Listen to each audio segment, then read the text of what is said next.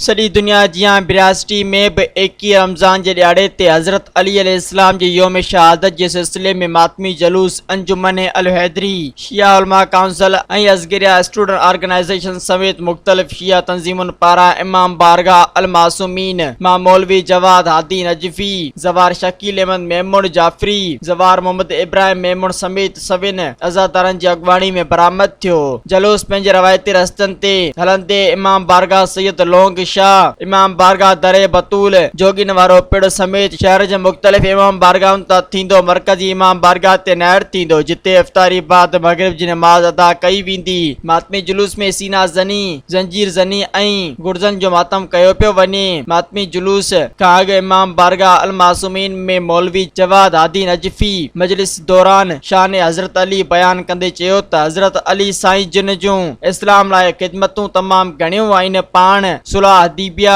तहरीर कयूं, गज़वा तबूक में मदीने शरीफ जी हिफ़ाज़त कयूं, खैबर जो किलो वॾी हिम्मत ऐं बहादुरी सां फतह कयूं ऐं ॿियनि केतिरनि जंगुनि में हिसो वरिताऊं। उन मौक़े ते रेंजर्स ऐं पुलिस पारां सिक्योरिटी जा इंतज़ाम सख़्त कया विया हुआ।